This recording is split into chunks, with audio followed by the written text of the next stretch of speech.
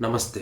मैं हूं doctor Amit Mishra, radiologist, perfect imaging. और आज हम बात करेंगे बहुत ही कॉमन और आम बीमारी के बारे में, जो कि काफ़ी पेशेंट्स को, काफ़ी मरीज़ों को इससे सफ़र करना पड़ रहा है। हम बात करेंगे आज किडनी स्टोन्स यानी कि गुर्दे में होने वाली पथरियों के बारे में। बहुत ही आम बीमारी है और बहुत सारे लोग इससे सफ़र कर रहे हैं।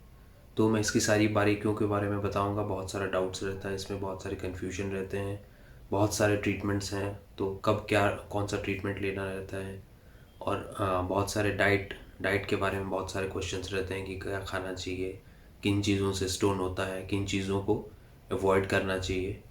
तो बहुत सारे इस पे क्वेश्चंस हैं। फिर डायग्नोसिस पे बहुत सारा क्वेश्चन रहता है कि कैसे स्टोन को डायग्नोस किया जाता है, कैसे इसको पकड़ा जाता है, कौन सा डायग्नोसिस के लिए कौन सा टेस्ट अच्छा है, सीटी स्कैन अच्छा है या अल्ट्रासाउंड अच्छा है, फिर सीटी स्कैन कब कराना चाहिए।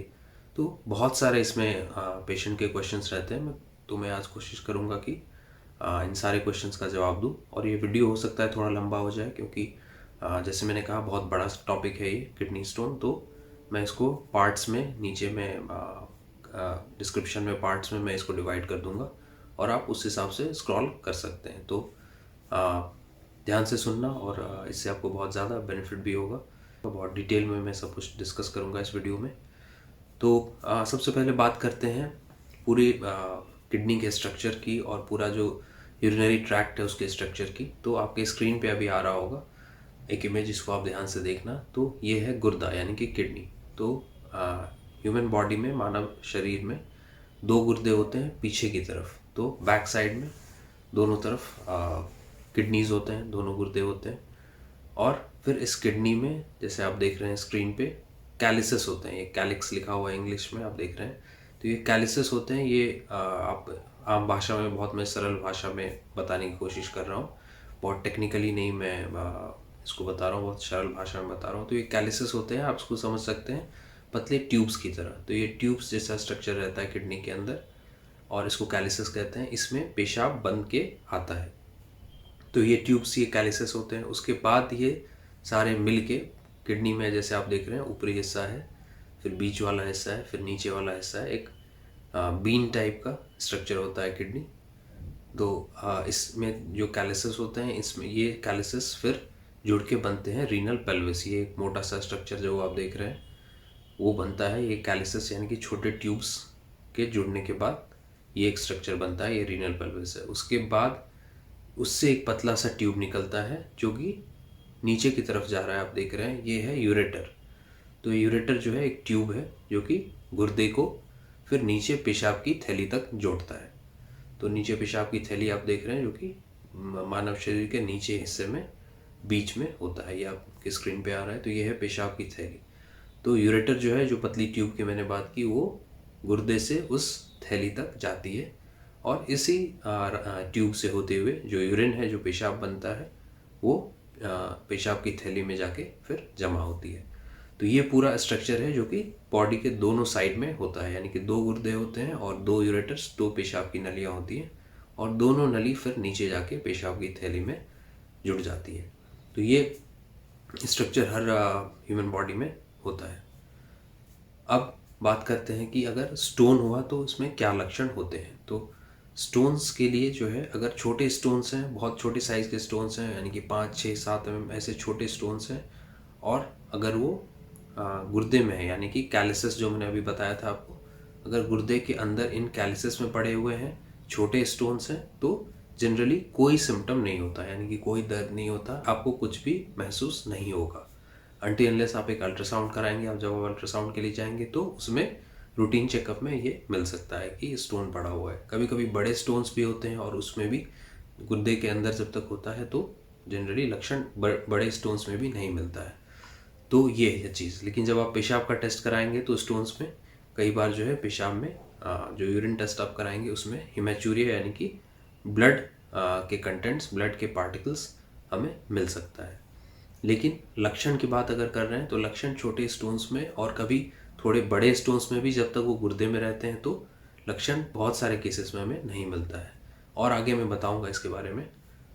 फिर जब ये स्टोन्स, लक्षण तब मिलता है जब ये स्टोन्स नीचे आते हैं और जो मैंने स्ट्रक्चर अभी दिखाया था रीनल पेल्विस, उसमें अगर जाके फंस जाते हैं और गुर्दे में पानी जमा होना स्टार्ट होता है, ऑब्स्ट्रक्शन होता है, यानी कि जो पेशाब का रास्ता है उसमें अगर ब्लॉकेज आना शुरू होता है तो फिर दर्द होता है, तो फिर मरीज़ को दर्द महसूस होना स्टार्ट होता है। फिर उसके नीचे और आएगा यूरेटर, जो पतली ट्यूब मैंने बताई, तो सबसे ज़्यादा लक्षण तब मिलता है जब वो उस पतली सी ट्यूब में आके अटक जाता है कहीं पे स्टोन, तब मरीज़ को तेज का दर्द होता है, काफ़ी सिवियर पेन होता है बहुत ज़्यादा, और वो पेन जो है बहुत कैरेक्टरिस्टिक होता है, यानी कि उस दर्द का बहुत एक टिपिकल फीचर होता है, जो कि आगे से, सामने से पीछे की तरफ वो दर्द जाता है। तो यूरेट्रिक स्टोन जो होता है, जो पेशाब की नली जो है, गुर्दे की नली, उसमें जब भी स्टोन होता है तो दर्द हमेशा आगे से पीछे की तरफ प्रोग्रेस करता है। ये एक बहुत टिपिकल फीचर है जो आपको याद रखने की ज़रूरत है। तो ये है यूरेटर में जब स्टोन आता है तो ऐसा लक्षण आपको मिलेगा, यानी कि आगे से पीछे की तरफ दर्द जाएगा, फिर और नीचे वो स्टोन पास करेगा और फाइनली यूरेटर, जो पेशाब की नली है, वो पेशाब की थैली में जाके मिलता है। तो अगर स्टोन पेशाब की थैली में चला गया तो फिर से जो दर्द है और ये सब फिर नहीं मिलेगा, पेशाब की थैली में स्टोन पड़ा रहता है। तो फिर से वो अल्ट्रासाउंड अगर आप कराएंगे उसमें दिखेगा, लेकिन फिर उसमें कोई लक्षण नहीं होगा। उसके बाद फिर इस रास्ते में नीचे, पेशाब की थैली के नीचे आता है यूरेथ्रा, यानी कि जिससे फिर यूरिन आप बाहर रिलीज़ करते हैं। जब आप यूरिन करते हैं, टॉयलेट जाते हैं, यूरिन करते हैं, तो इस यूरेथ्रा के थ्रू फिर बाहर निकलता है यूरिन। तो इस यूरेथ्रा में अगर फिर स्टोन गया तो फिर से आपको दर्द होगा। तो ये है पूरी चीज़, पूरा लक्षण जो मैंने बताया। यानी कि अगर मैं छोटे में इसको बताऊं, तो इसमें जब तक गुर्दे में छोटी पथरियां, स्पेशली जब तक गुर्दे में रहेंगी, तब तक जनरली कोई दर्द महसूस नहीं होगा। जब ये नीचे रास्ते में आएगी, यानी कि रीनल पेल्विस में, या जो पतली सी ट्यूब मैंने बताया आपको, उसमें अगर, इसको यूरेटर कहते हैं, उसमें अगर आके ये फंसता है तो फिर मरीज़ को दर्द होता है। और फिर जैसे मैंने बताया, नीचे जाता है पेशाब की थैली में, अगर पहुंच गया फिर से कोई दर्द नहीं होगा, और फिर यूरेथ्रा, यानी कि जिससे आप पेशाब रिलीज़ करते हैं, उसमें जाके फंसा तो फिर से दर्द होता है। तो इस तरह का रहता है, यानी कि इसका कहने का ये है मतलब, हमेशा स्टोन में दर्द नहीं होता। ऐसा नहीं होगा कि आपको दर्द होगा तभी स्टोन है, नहीं तो नहीं है, ऐसी बात नहीं है। और इसमें आगे मैं और चीज़ें बताऊंगा जो मरीज़ अक्सर गलती करते हैं, वो मैं आगे बताऊंगा इसमें। तो ये है लक्षण की पूरी बात। फिर बात करते हैं अब स्टोन्स के लिए कैसे डायग्नोज करते हैं, यानी कि स्टोन अगर है तो उसके लिए कौन से टेस्ट जो है स्टोन्स के लिए अच्छा है। तो सबसे पहले स्टोन के लिए जो सबसे पहला टेस्ट हम करते हैं वो है, स्टोन को पकड़ने के लिए, वो है अल्ट्रासाउंड। तो अल्ट्रासाउंड कराने आप आएंगे, पेट का अल्ट्रासाउंड होगा, और उसमें हम देखने की कोशिश करते हैं कि गुर्दे में स्टोन है या उस नली में, यूरेटर में स्टोन है या थैली में स्टोन है। तो ये पूरा ट्रैक्ट हम अल्ट्रासाउंड में इवैल्यूएट करते हैं।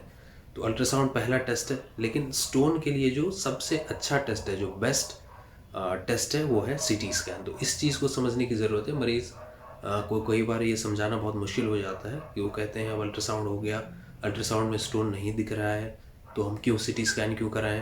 तो इस चीज़ को समझने की ज़रूरत है। देखिए फिर से आपके स्क्रीन पे आ रहा है अल्ट्रासाउंड। ये जो पूरा मैंने आपको बताया, ये पूरा ट्रैक्ट, ये नली जो गुर्दे से पेशाब की थैली तक जाती है, इस नली को पूरा हम अल्ट्रासाउंड में नहीं देख पाते हैं। तो कई बार स्टोन छोटे होते हैं या कई बार थोड़े बड़े स्टोन भी होते हैं, और इस नली में कहीं जाके वो छुप जाते हैं, और अल्ट्रासाउंड में कभी कभी वो मिस भी हो सकता है।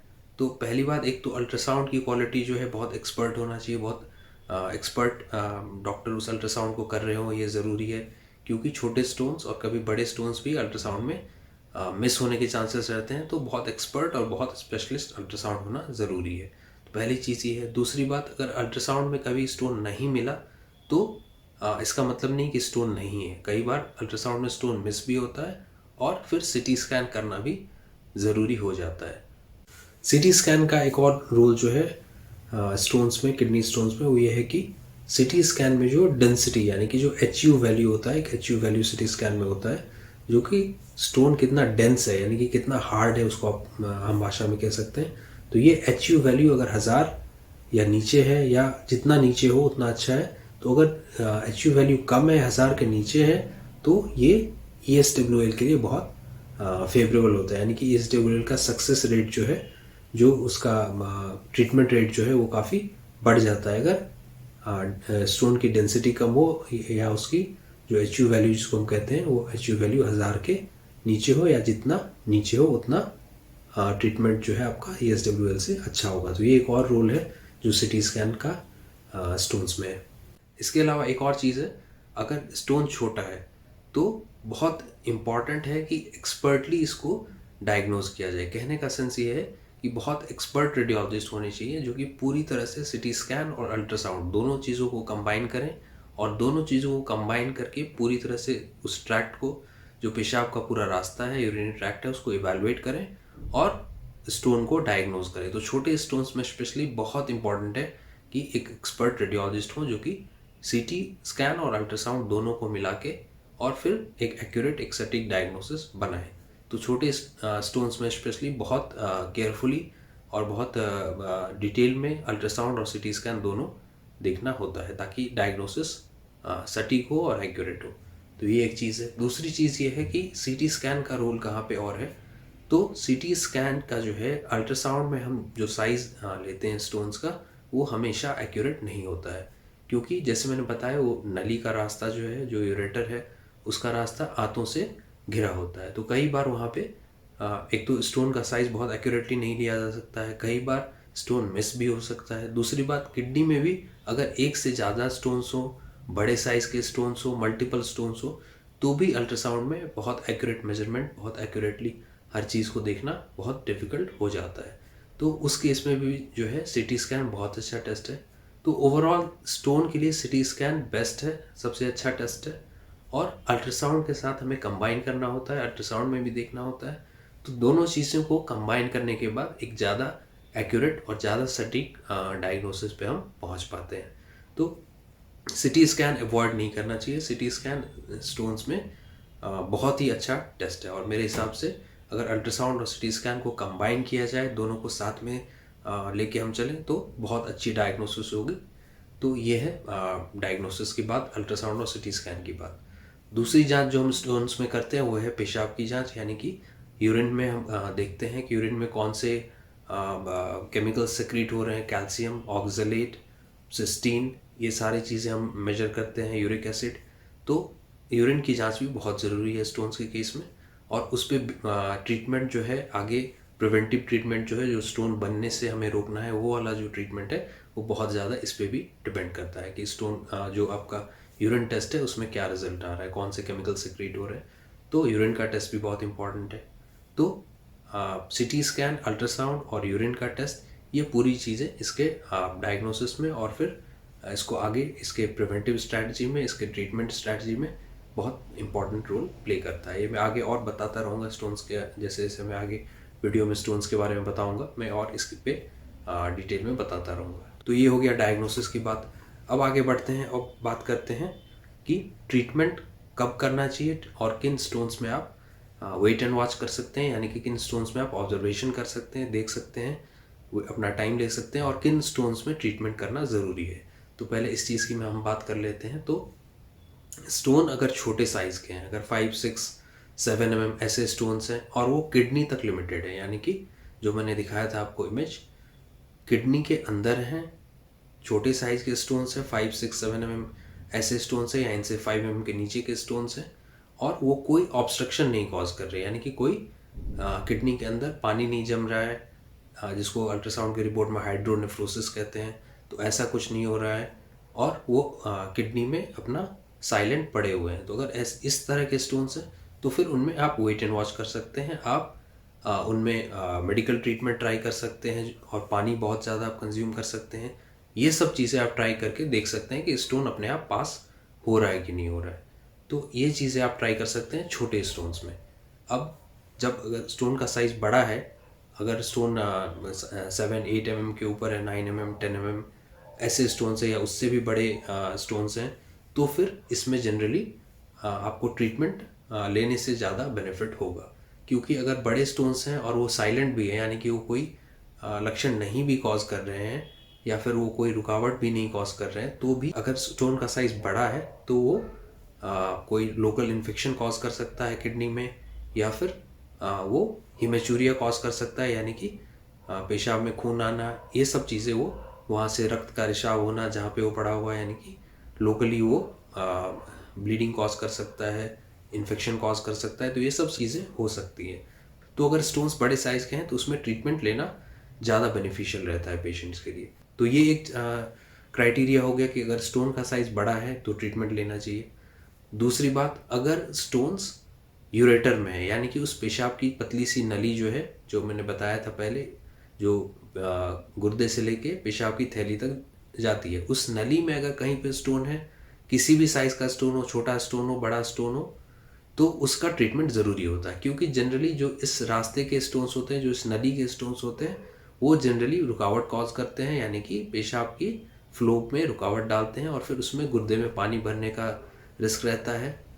तो एक ये चीज़ है। दूसरी चीज़, इसमें दर्द भी होता है, और दर्द ना भी हो और पानी ना भी भरे गुर्दे में तो भी इन स्टोन्स को ट्रीट करना चाहिए, क्योंकि इनमें फिर आगे जाके रिस्क रहता है कि अगर स्टोन लंबे टाइम तक पड़े रहें इस नली में, पतली सी नली में, तो आगे जाके उस नली का सिकुड़न हो सकता है, परमानेंट उसमें सिकुड़न आ सकती है, जिसको हम स्ट्रक्चर कहते हैं। वहाँ पे इन्फेक्शन बार बार वो कॉज कर सकता है, और बार बार इन्फेक्शन से वो उसमें रिस्क रहेगा कि उस नली में सिकुड़न आ सकती है। तो इस नली में अगर कहीं पे स्टोन्स हैं तो फिर उसका ट्रीटमेंट ज़रूरी हो जाता है। उसके अलावा फिर और कब करना चाहिए ट्रीटमेंट? अगर कोई स्टोन है जो कि गुर्दे में पानी भर रहा है उससे, और रुकावट कॉज कर रहा है, वो ऑब्स्ट्रक्शन कॉज कर रहा है, तो वैसे स्टोन्स को हमेशा ट्रीट करना चाहिए। तो इन ये सब कंडीशन है जब स्टोन को आप ट्रीट कर सकते हैं, यानी कि ट्रीट करना चाहिए इनफैक्ट। यानी कि अगर साइज़ बड़ा है स्टोन्स का, वो अगर रुकावट कॉज कर रहा है, अगर वो यूरेटर में है, यानी कि पेशाब की जो नली आती है उसमें अगर फंसा हुआ है, तो ये सारे कंडीशंस है जिसमें ट्रीटमेंट लेना ज़रूरी है। एक और कंडीशन है, जबकि पेशाब की थैली में अगर स्टोन है और वो भी अगर बड़े साइज़ का है, तो उस कंडीशन में भी आपको ट्रीटमेंट लेना ज़रूरी है। या मल्टीपल स्टोन्स हैं पेशाब की थैली में, तो वहाँ भी ट्रीटमेंट लेना ज़रूरी है। तो ये सारे कंडीशन है जिसमें आपको ट्रीटमेंट लेना ज़रूरी हो जाता है। तो अब ये हो गई कब लेना चाहिए ट्रीटमेंट। अब ट्रीटमेंट में क्या ले सकते हैं आप? तो सबसे पहले, अगर स्टोन है, स्टोन ऑलरेडी बन चुका है, स्टोन है, अल्ट्रासाउंड में दिख रहा है, सिटी स्कैन में दिख रहा है, तो अब उसको पहले हटाना पड़ेगा। तो पहले बात करते हैं उसको कैसे हटाया जाता है। तो जैसे मैंने बोला, अगर छोटे स्टोन्स हैं, अगर छोटे साइज़ के स्टोन्स हैं, 5 mm या उसके नीचे हैं, या 6-7 mm तक के भी स्टोन्स हैं, तो उसमें एक मेडिकल थेरेपी, यानी कि आप दवाओं से कोशिश कर सकते हैं। पानी ज़्यादा पी के, दवा लेके, जो दवा आते हैं जिसको कहते हैं मेडिकल एक्सपल्सिव थेरेपी, सब दवा लेके आप और पानी ज़्यादा पी के आप कुछ दिन ऑब्जर्व कर सकते हैं कि स्टोन अपने आप पास हो रहा है कि नहीं। ये छोटे स्टोन्स में 5 mm या उसके नीचे, या 6-7 mm तक के स्टोन्स में आप कोशिश कर सकते हैं, कुछ दिन देख सकते हैं कि ये अपने आप ये पास आउट हो रहा है कि नहीं हो रहा है। अगर नहीं हो रहा है, या इससे बड़े साइज़ के स्टोन्स हैं, यानी कि 10 mm या उससे ज़्यादा के स्टोन्स हैं, या छोटे स्टोन्स भी हैं लेकिन वो मेडिकल एक्सपल्सिव थेरेपी यानी कि दवाओं से पास आउट नहीं हो रहे हैं, तो उस केस में आपको सर्जिकल ऑप्शन कंसिडर करना पड़ेगा। यानी कि, तो बात करते हैं अब क्या क्या सर्जरीज होते हैं, क्या क्या इसमें बहुत सारे तरह की सर्जरीज हैं, आपने पढ़ा होगा बहुत सारी जगहों पे। तो इनके बारे में मैं थोड़ा थोड़ा बताऊंगा आपको, ताकि एक ओवरव्यू रहे, एक आइडिया रहे कि कौन से सर्जरी का रोल क्या है और कब होता है। तो अब बात करते हैं कि सर्जरीज के बारे में। तो सबसे कॉमन जो सर्जरी हो गई है आजकल, बहुत पॉपुलर है, उसका नाम है ESWL, यानी कि extra corporeal shock wave lithotripsy. तो ESWL आपने पढ़ा होगा, बहुत जगह लिखा रहता है। इसमें क्या करते हैं कि एकूस्टिक साउंड वेव रहता है हाई इंटेंसिटी का, उसको अप्लाई करते हैं और उससे हम स्टोन जो है उसको ब्रेक करता है। ESWL जो सर्जरी है ये हम यूज़ करते हैं, ये सबसे बेस्ट जो इसका यूज़ है वो है छोटे स्टोन्स में, यानी कि 10 mm या उसके नीचे के जो स्टोन्स जो होते हैं उसमें इसका बहुत अच्छा रोल है, और इससे बहुत फ़ायदा होता है छोटे स्टोन्स में। लेकिन अगर पेशेंट ओबीस है, या फिर स्टोन्स का साइज़ बड़ा है, या फिर स्टोन किडनी के गुर्दे के नीचे वाले हिस्से में है, अगर इस तरह की पथरियाँ हैं, तो ESWL का इफ़ेक्टिवनेस, उसका जो रोल है वो थोड़ा सा कम हो जाता है। तो ऐसे पेशेंट्स में ESWL का सक्सेस जो है वो कम है, बड़े स्टोन्स में, या फिर ओबीस पेशेंट्स में जिनका वेट ज़्यादा है, या फिर ऐसे स्टोन्स जो गुर्दे के नीचे वाले हिस्से में। तो ऐसे स्टोन्स के लिए ESWL बहुत अच्छा नहीं है। तो नेक्स्ट सर्जरी जो होता है वो है PCNL। ये भी बहुत कॉमन सर्जरी। तो ये बहुत ही कॉमन और बहुत ही अच्छा सर्जरी है स्टोन्स के लिए। तो इसको कब किया जाता है? तो पीसीएनएल जो है ये अगर स्टोन्स का साइज़ बड़ा है, 10 mm के ऊपर का स्टोन है, या फिर स्टोन ESWL से रिजॉल्व नहीं हो रहा है, जो मैंने बताया अभी ESWL, तो उससे अगर रिजॉल्व नहीं हो रहा है, अगर स्टोन्स किडनी के नीचे वाले हिस्से में है, या फिर ऐसे यूरेटर में ऐसी जगह पे है जहाँ पे ESWL से रिजॉल्व नहीं हो पा रहा है, तो ऐसे स्टोन्स के लिए PCNL बहुत अच्छा सर्जरी है। इसमें बहुत छोटा सा एक इंसिजन, बहुत छोटा सा एक चीरा लगाया जाता है, जिसके थ्रू एक ट्यूब डाली जाती है गुर्दे में, और उस ट्यूब से फिर एक स्कोप के जरिए, एक दूरबीन आप समझ सकते हैं, उसके जरिए फिर हम गुर्दे में जाते हैं, और गुर्दे से फिर नीचे पेशाब की नली यूरेटर में भी जा सकते हैं, और यहाँ के सारे स्टोन्स को हम लेज़र से भी तोड़ सकते हैं, या फिर उन स्टोन्स को हम रिट्रीव यानी कि निकाल सकते हैं इस स्कोप के जरिए। तो ये PCNL है, बहुत ही कॉमन है आजकल और बहुत ही इफ़ेक्टिव भी है। जो स्टोन्स ESWL से क्योर नहीं होते हैं, और जो डिफ़िकल्ट पोजीशन में जो स्टोन्स हैं नीचे की तरफ हैं, ऐसे स्टोन्स के लिए बहुत ही अच्छा सर्जरी है PCNL। तो अब तीसरी सर्जरी की बात करते हैं, और तीसरा सर्जरी है RIRS, इसका शॉर्ट फॉर्म है, और इसको कहते हैं रेट्रोग्रेड इंट्रारीनल सर्जरी। तो इसमें क्या करते हैं कि इसमें नीचे से हम स्टार्ट करते हैं, यानी कि पेशाब की जो ये नली है, यूरेटर है, इसमें पहले हम जाते हैं दूरबीन के माध्यम से, और फिर इस नली में हम ऊपर जाते हैं, और इस नली से हम पूरा ऊपर तक, किडनी तक, यानी कि गुर्दे में हर जगह हम पहुंच सकते हैं। एक दूरबीन रहता है, फिर उस दूरबीन के माध्यम से हम लेज़र भी डाल सकते हैं, और फिर लेज़र से हम स्टोन को तोड़ भी सकते हैं, या फिर स्टोन को हम एक्सट्रैक्ट भी कर सकते हैं, यानी कि उसको रिट्रीव भी कर सकते हैं। तो ये है RIRS। तो इसका भी बहुत अच्छा रोल है, स्पेशली यूरेट्रिक स्टोन्स में, जो यूरेटर वाले स्टोन्स हैं, पेशाब की नली वाले स्टोन्स हैं, इनमें स्पेशली ये बहुत इफ़ेक्टिव है। तो ये तीसरी सर्जरी है। इसके अलावा अगर इन सब से रिजॉल्व नहीं हुआ, और बहुत बड़े स्टोन्स हैं, बहुत सारे स्टोन्स हैं, बहुत कॉम्प्लेक्स सिचुएशन है, तो फिर कई बार ओपन सर्जरी भी करना पड़ता है। तो ये है पूरी सर्जरी की बात। ESWL थोड़ा सा मैं निचोड़ में बोल दूँ, ESWL छोटे स्टोन्स के लिए बहुत अच्छा है, और स्पेशली अगर मरीज़ का वेट कम है, सारी चीज़ें फेवरेबल हैं, तो ESWL बहुत अच्छा ऑप्शन है छोटे स्टोन्स के लिए। अगर स्टोन्स बड़े हैं साइज़ में और ESWL से क्योर नहीं हो रहे हैं, तो सेकंड ऑप्शन PCNL भी बहुत अच्छा सर्जरी है, इससे भी बहुत अच्छा ट्रीटमेंट रिजल्ट आता है। इसके अलावा RIRS है, जिसमें हम, जैसे मैंने बताया, एक स्कोप से यूरेटर में जाते हैं, और फिर वो उनके स्टोन्स के लिए बहुत अच्छा है RIRS। और इन सब के अलावा ओपन सर्जरी, यानी कि जो कन्वेंशनल, जो कि नॉर्मल चीरा लगा के जो सर्जरी होती है, वो सर्जरी करना पड़ता है कई बार, अगर इन सब से रिजॉल्व नहीं हुआ, या फिर बड़े स्टोन है, कॉम्प्लेक्स स्टोन्स हैं, मल्टीपल स्टोन्स हैं, इस तरह का सिचुएशन है, तो कभी कभी ट्राई करना पड़ता है ओपन सर्जरी। तो ये हो गई सर्जरी की बात। अब बात करते हैं प्रिवेंटिव थेरेपी, यानी कि स्टोन तो हमने हटा दिया, अब स्टोन बनने से कैसे रोका जाए। सबसे पहले हम जानते हैं कि कितने टाइप के स्टोन्स होते हैं। तो स्टोन्स, जो गुर्दे में जो पथरियाँ पाए जाते हैं, या यूरिनरी ट्रैक्ट में, पूरे ट्रैक्ट में जो पथरियाँ पाई जाते हैं, वो कई टाइप्स के होते हैं। उसका जो केमिकल बनावट है वो कई टाइप्स का होता है। तो 4 मेन टाइप्स के जो है स्टोन पाए जाते हैं। एक है कैल्शियम बेस्ड, यानी कि कैल्शियम ऑक्जेलेट, कैल्शियम फॉस्फेट या मिक्स्ड। तो ये कैल्शियम बेस्ड स्टोन्स हैं, ये सबसे कॉमन है। उसमें भी कैल्शियम ऑक्जेलेट स्टोन जो है वो सबसे कॉमन पाया जाता है। दूसरा स्टोन जो पाया जाता है वो यूरिक एसिड। तो यूरिक एसिड बेस्ड स्टोन्स दूसरा टाइप का स्टोन है। तीसरा स्टोन जो पाया जाता है वो है सिस्टीन, और चौथा स्टोन जो है वो है स्ट्रोमाइट। तो ये है 4 टाइप के स्टोन्स जो हमें मिलते हैं यूरिनरी ट्रैक्ट में। तो ये 4 टाइप के स्टोन्स हो गए। अब हम बात करते हैं प्रिवेंटिव स्ट्रैटेजी, जो मैंने बोला, कैसे बनने से रोका जाए इन स्टोन्स को। तो अब इसके लिए डिपेंड करेगा कि आपका टेस्ट के रिजल्ट्स कैसे हैं, यानी कि आपका जो यूरिन टेस्ट, यूरिन एनालिसिस आया, उसमें क्या यूरिन एनालिसिस हमें शो कर रहा है। तो ब्रीफली मैं बता रहा हूँ, मैं शॉर्ट में बता रहा हूँ कि मेडिकेशंस हम क्या क्या इसमें यूज़ करते हैं। तो यूरिन एनालिसिस का, जैसे मैंने बताया, उसके रिजल्ट के आधार पे अगर कैल्शियम ज़्यादा सिक्रीट हो रहा है, तो हम यूरिन में कैल्शियम ज़्यादा पास कर रहे हैं, पेशाब में कैल्शियम ज़्यादा आ रहा है, तो हम कोशिश करेंगे कि कैल्शियम को कैसे कम किया जाए। तो उसके लिए थायज़ाइड डायरेटिक्स देते हैं। अगर ऑक्जेलेट ज़्यादा पास हो रहा है, पर ऑक्जेलूरिया है, यूरिन में ज़्यादा ऑक्जेलेट जा रहा है, तो फिर इसके लिए पोटाशियम सीट्रेट, पोटाशियम मैग्नीशियम सीट्रेट, ये सब दवाएं देते हैं। अगर यूरिक एसिड ज़्यादा यूरिन में पास हो रहा है, पेशाब में यूरिक एसिड ज़्यादा है, तो उसके लिए यूरिन एल्कलाइजर्स देते हैं। और फिर एलोपेरिडोल का भी रोल है उसमें। अगर सिस्टीन स्टोन्स हैं तो सिस्टीन स्टोन्स के लिए डी पेनिसिलिन, टायोप्रोनिन जैसे ड्रग्स हम देते हैं। अगर स्टूवाइड स्टोन्स हैं तो कल्चर बेस्ड एंटीबायोटिक्स देते हैं, एल्कलाइजर्स यूज़ करते हैं यूरिन के लिए। तो ये सारे मैंने ब्रीफ में बताया कि ये सारे ड्रग्स हैं जो कॉमनली यूज़ हो रहे हैं किडनी स्टोन्स के प्रिवेंशन के लिए, यानी कि इनको रोकने के लिए, स्पेशली यूरिन टेस्ट के आधार पे।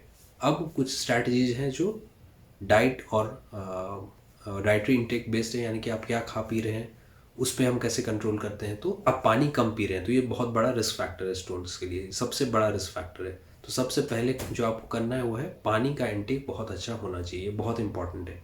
तो आपको वाटर इंटेक बढ़ाना पड़ेगा, चाहे किसी भी टाइप का स्टोन हो, जो मैंने टाइप से बताया अभी, उसमें कोई भी स्टोन हो, लेकिन वाटर इंटेक आपको ज़्यादा रखना पड़ेगा। दूसरी चीज़ जो करेंगे वो है कुछ फूड्स हैं जो अगर आपको स्टोन हुआ है स्पेशली, तो कुछ फूड है जिसमें आपको कुछ ऐसी डाइट है, कुछ ऐसी खाने पीने की चीज़ें हैं जिनको आपको थोड़ा सा कम रखना पड़ेगा। तो इसमें आता है मीट बेस्ड फूड्स, यानी कि मीट और उससे रिलेटेड फूड्स जो है, फिश, पोल्ट्री फूड्स हैं, ये सब। तो मांस, मछली और मीट का जो है कंजम्पशन है, ऐसे नहीं कि आपको नील करना है, ज़ीरो करना है, ऐसा नहीं है, लेकिन आपको उन चीज़ों को कम करना पड़ेगा। तो अगर आप बहुत हेवी नॉन वेजिटेरियन है तो आपको अपने डाइट में नॉन वेजिटेरियन फूड को कम करना पड़ेगा, ताकि यूरिन एसिडिक ना हो। यानी कि इन सब डाइट से ये होता है कि यूरिन एसिडिक होने लगता है। तो एसिडिक यूरिन जो है फिर वो अपने आप में एक रिस्क फैक्टर है कि स्टोन्स बनेंगे, तो ये आपको अवॉइड करना पड़ेगा। दूसरी बात, आपको कैफ़ीन यानी कि टी, कॉफ़ी अगर आप बहुत ज़्यादा लेते हैं तो इसको भी अवॉइड करना पड़ेगा। अल्कोहल, अगर आपका अल्कोहल कंजम्पशन ज़्यादा है तो उसको भी अवॉइड करना पड़ेगा। तो ये सारी चीज़ें जो है ये आपको अवॉइड करना पड़ेगा डाइट में, और मॉडिफाई करना पड़ेगा आपको अपनी डाइट, ताकि स्टोन बनने का रिस्क कम हो। अब क्या चीज़ें आप डाइट में लेंगे जिससे कि अच्छा रहेगा, तो फ्रूट्स एंड वेजिटेबल्स। स्टोन, अगर आप स्टोन प्रिवेंशन चाहते हैं तो फ्रूट्स एंड वेजिटेबल्स बहुत अच्छा रहता है, क्योंकि ये यूरिन को एल्कलाइज करता है। यानी कि आपने पढ़ा होगा केमिस्ट्री में भी, चीज़ एसिडिक और बेसिक होती है, यानी कि एसिड और एल्कली। तो अगर एसिडिक है, यानी कि एसिडिक यूरिन है, तो स्टोन का रिस्क ज़्यादा रहता है, और अल्कलाइज्ड यूरिन है तो स्टोन का रिस्क कम रहता है। तो जो चीज़ें इसको एसिडिक करती हैं, जैसे मैंने बताया, non vegetarian food, poultry based food, meat, red meat, white meat, या कैफ़ीन, तो ये सब चीज़ें जो है ये आपको अवॉइड करना है। या अवॉइड पूरी तरह से एक्चुअली नहीं करना है। एग्स और फिश और मीट जो है वो कई बार बॉडी के लिए अच्छा भी होता है, तो पूरी तरह से तो बंद नहीं करना है, लेकिन आपको मॉडिफाई करना पड़ेगा और कम करना पड़ेगा। और जो फ्रूट्स हैं, वेजिटेबल्स हैं, इनका इंटेक आपको बढ़ाना पड़ेगा। इसके अलावा जैसे मैंने बोला, पानी आपको ज़्यादा लेना पड़ेगा। इसके अलावा जो सिट्रस फ्रूट्स हैं, यानी कि जैसे लेमन है, आंवला है, इस तरह के फ्रूट्स हैं, इसका इंटेक आपको बढ़ाना पड़ेगा। इसके अलावा एंटीऑक्सीडेंट्स आपको डाइट में अच्छा इंक्लूड करना पड़ेगा, एंटीऑक्सीडेंट्स का कंजम्पशन बढ़ाना पड़ेगा। टोमेटो बेनिफिशियल है, ग्रेप फ्रूट बेनिफिशियल है आपके लिए। इसके अलावा जो है सोडियम इंटेक का भी एक रोल पाया गया है स्टोन्स में, यानी कि जो ज़्यादा सोडियम, ज़्यादा साल्टी डाइट लेते हैं उनमें भी स्टोन्स का रिस्क थोड़ा ज़्यादा रहता है, तो साल्ट इंटेक कम करना पड़ेगा।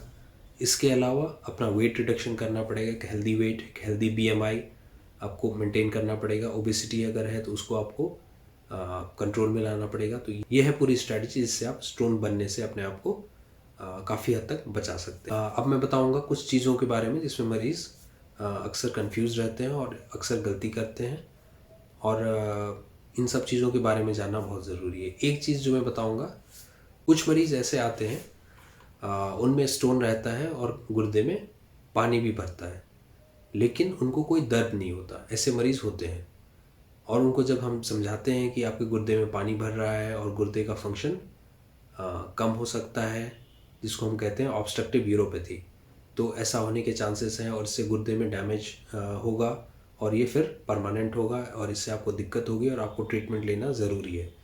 तो जब हम ये बात उनको कहते हैं तो उनको ये बात नहीं समझ में आती, क्योंकि उनको लगता है कि हमें कोई दर्द नहीं हो रहा है, हमें कोई परेशानी नहीं हो रही है, पेशाब खुल के हो रहा है, तो ऐसा कैसे हो सकता है। और फिर वो ट्रीटमेंट नहीं लेते हैं, और वो कहते हैं कि नहीं, हम कुछ दिन और देख लेते हैं इसको, और फिर वो ट्रीटमेंट अवॉइड करते हैं। तो ये चीज़ मरीज़ों को समझने की बहुत ज़रूरी है कि एक बार गुर्दे में अगर पानी भर रहा है, अगर कोई स्टोन है जो ऑब्स्ट्रक्शन कर रहा है, उसको निकालना बहुत ही ज़रूरी है। चाहे वो आप मेडिकली दवाओं के माध्यम से कोशिश करके देखें, अगर नहीं हो रहा है तो आप सर्जरी की तरफ जाएंगे, लेकिन गुर्दे में पानी भरना बहुत बुरी चीज़ है और ये अच्छा नहीं है, क्योंकि इससे गुर्दे का फंक्शन धीरे धीरे कम होने लगता है। अगर लंबे टाइम तक ऑब्स्ट्रक्शन हो, पानी भर रहा हो गुर्दे में, जिसको हाइड्रोनेफ्रोसिस कहते हैं, तो गुर्दे का फंक्शन कम होता जाता है। ऐसा सिटी स्कैन या अल्ट्रासाउंड दिखा रहा है कि गुर्दे में पानी भर रहा है और वहाँ स्टोन है, तो उसको क्योर करना बहुत ही ज़रूरी हो जाता है। चाहे वो आप मेडिकली ट्राई करें, और नहीं हो रहा है तो फिर सर्जिकली आपको ट्राई करना पड़ेगा। बट अगर ऑब्स्ट्रक्शन है, अगर गुर्दे में पानी भर रहा है, तो ट्रीटमेंट बहुत ही ज़रूरी है। तो ये एक चीज़ मैं बताना चाह रहा था। दूसरी बात, जो मरीज़ जहाँ पे गलती करते हैं वो चीज़ मैं बताना चाह रहा हूँ। कई बार ऐसा होता है, स्टोन छोटा होता है और वो अल्ट्रासाउंड में भी नहीं दिखता है और गुर्दे में पानी भी नहीं भर रहा है, लेकिन स्टोन है। पेशाब की नली जो है, यूरेटर है, उसमें एक जो पतली सी नली मैंने बताई थी, उसमें कई बार स्टोन रहता है और लेकिन गुर्दे में पानी नहीं भरता है, क्योंकि जो पेशाब है वो कहीं स्टोन के साइड से पास होकर निकल जा रहा है, लेकिन स्टोन फिर भी रहता है। कई बार ऐसा भी होता है। तो उस केस में भी जो है उस स्टोन को हटाना ज़रूरी है। उसका कारण ये है कि अगर स्टोन उस नली में पड़ा रहा लंबे टाइम तक, क्योंकि उस नली का जो उसकी थिकनेस है, जो उसकी मोटाई है, वो पहले से कम है, पतली सी नली होती है, और उसमें अगर स्टोन पड़ा रहेगा लंबे टाइम तक, तो वहाँ पे लोकल इन्फेक्शन कॉज कर सकता है और फिर जैसे मैंने बोला, सिकुड़न आ सकती है, यानी कि स्ट्रक्चर बन सकता है। तो वैसे स्टोन्स को भी हमें हटाना ज़रूरी होता है। और इन स्टोन्स को, जो छोटे स्टोन है और जिसमें जो कोई दर्द नहीं कर रहे हैं और गुर्दे में पानी भी नहीं भर रहा है, इन स्टोन्स को पकड़ना भी अल्ट्रासाउंड में बहुत और सिटी स्कैन में भी कई बार मुश्किल हो सकता है। तो बहुत ही एक्सपर्ट इसमें अल्ट्रासाउंड और सिटी स्कैन होना चाहिए और बहुत केयरफुली रेडियोलॉजिस्ट को देखना पड़ता है और डायग्नोज करना पड़ता है, और इन स्टोन्स को ट्रीट करना भी ज़रूरी होता है। तो जो छोटे स्टोन्स हैं, अगर नली में है, यूरेटर में है, तो उसको ज़रूर ट्रीट करें, ताकि आपका आगे जाके कोई कॉम्प्लिकेशंस ना हो। तो ये दो चीज़ें जानने की ज़रूरत है। अगर आप दवा ले रहे हैं किसी स्टोन के ट्रीटमेंट के लिए, तो इसमें जो है आप रिपीट जरूर करें। अल्ट्रासाउंड हो या सिटी स्कैन हो, आप रिपीट करके ज़रूर देखें कि वो स्टोन का क्या स्टेटस है। यानी कि कई बार अगर स्टोन पेशाब की नली में है, यूरेटर में है, और आप उसको दवा लेके ऑब्जर्व कर रहे हैं कि स्टोन पास होगा कि नहीं, तो रिपीट करके देखना बहुत ज़रूरी है। क्योंकि जो दर्द वाली चीज़ है, दर्द रिजॉल्व हो जाता है। एक पीरियड के बाद दर्द होता है, स्टोन नली में आती है, फंसती है और दर्द होता है, और उसके बाद लेकिन वो रिजॉल्व हो जाता है। लेकिन ये ज़रूरी नहीं है कि दर्द अगर रिजॉल्व हो गया तो स्टोन भी पास हो गया। ऐसा कोई नियम नहीं है। तो कई बार दर्द रिजॉल्व हो जाता है लेकिन स्टोन पड़ा रहता है, और गुर्दे में पानी भी भरता है और नहीं भी भर सकता, लेकिन स्टोन हो सकता है कि वहीं पे हो। तो उसको कंफर्म करना सिटी स्कैन या अल्ट्रासाउंड के माध्यम से बहुत ही ज़रूरी है।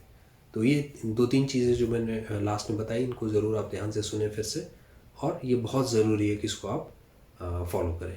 तो ये थी किडनी स्टोन की पूरी बात। ये वीडियो लंबा ज़रूर हो गया, क्योंकि बहुत सारी चीज़ें जैसे मैंने बताया, लेकिन होपफुली आपको सारी जानकारी मिली होगी। थैंक यू, नमस्ते।